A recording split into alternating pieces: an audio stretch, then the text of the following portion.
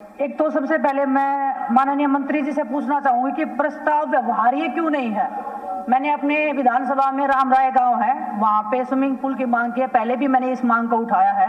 Sir वहां पे 250 से 300 बच्चे डेली ट्रेनिंग करते हैं और 250 से 300 बच्चे आज भी गवर्नमेंट और प्राइवेट सेक्टर में जॉब करके एक सक्षम अपना जीवन व्यतीत कर रहे हैं। और सर बच्चे जो स्विमिंग करते हैं वो तालाब में करते हैं।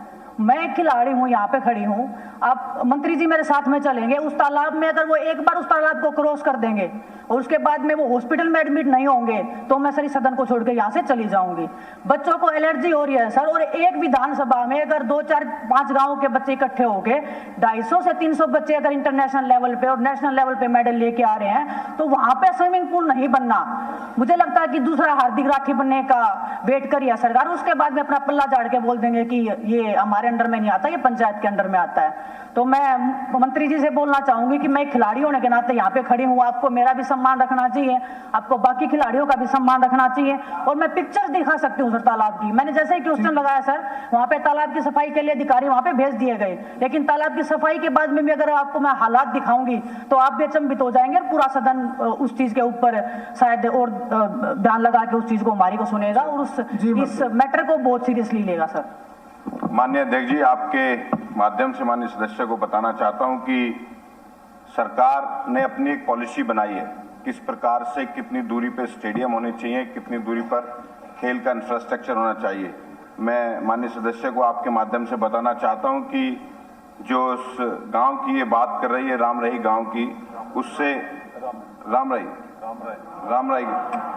गांव की उससे 10-12 किलोमीटर की दूरी पर एकलव्य स्टेडियम में एक ओलंपिक आकार का स्विमिंग पूल पहले से चालू है।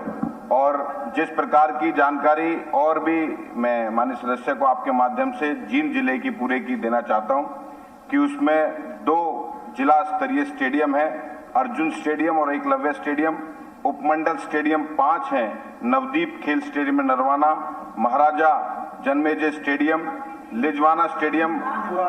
अब मैं आपको पूरी जानकारी दे रहा हूँ। एक बार जवाब सुन ले। अरे सुन तो लो, जानकारी नहीं है आप अपने एक बार जवाब सुन ले। पहले मैं पूरे इंफ्रास्ट्रक्चर की जानकारी आपको दे रहा हूँ। आपको दोबारा मौका देंगे, पहले जवाब तो सुने मंत्री।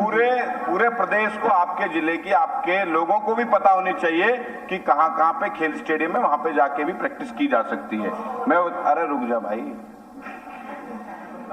लिजवाना स्टेडियम और राजीव गांधी 8 खेल स्टेडियम और मिनी ग्रामीण स्टेडियम 8 चल रहे हैं।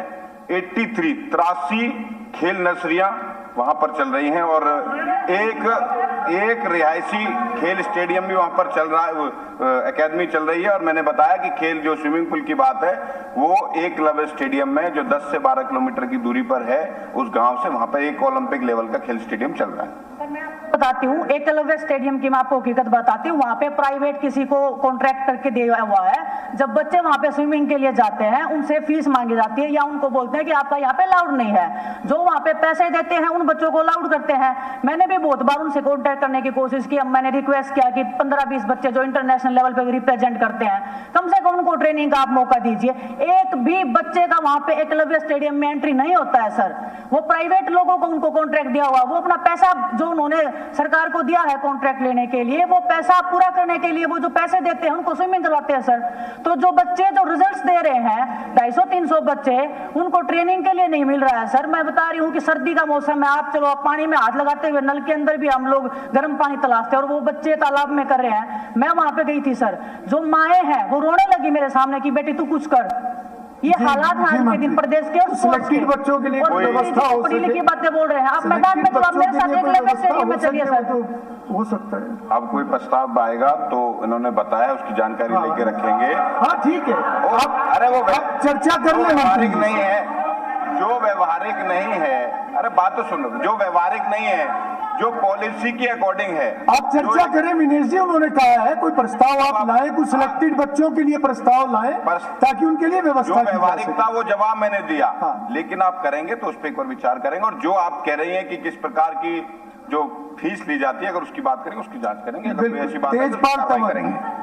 तेजपाल तंवर और संख्या 30 जी। जी मंत्री जी। विनेश जी आपको आगे भी मौका मिलेगा। आपका बड़ा अच्छा जवाब उन्होंने दे दिया। आप कोई सिलेक्टेड बच्चों का कोई प्रपोजल बनाओ ताकि उनकी व्यवस्था हो। बताओ क्या कहना चाहते हो, बताओ कोई। और आप कमेटियों में भी कमेटियों में भी थोड़ा सा आप समय दिया करो। अगर मंत्री जी से मैं कांटेक्ट करने की कोशिश करती हूँ, मीटिंग मिलने की कोशिश करती हूँ अपने विधानसभा मंत्री जी समय फिक्स कराओ, समय फिक्स कराओ, उनको चाय पिलाओ, बुलाओ। सोशल मीडिया के माध्यम से मैं तो लगाता हूँ कि हजारों लोग मेरे से मिलते हैं, अगर ना हो तो देख लें। हजारों में मेरा नाम नहीं है सर, 5 बार मेरी यहाँ के बात हुई है विधायिका जी, यहाँ पे नहीं सर, यहाँ पे बात हुई और आप आएंगे तो स्वागत है आपका, अभिनंदन सर मैंने 3-4 बार आज ही मिलेंगे। कोई नहीं, आप उनका समय फिक्स कराओ। ठीक है, तेजपाल कंवर जी जमीन भी दी हुई है, आप मिल जी।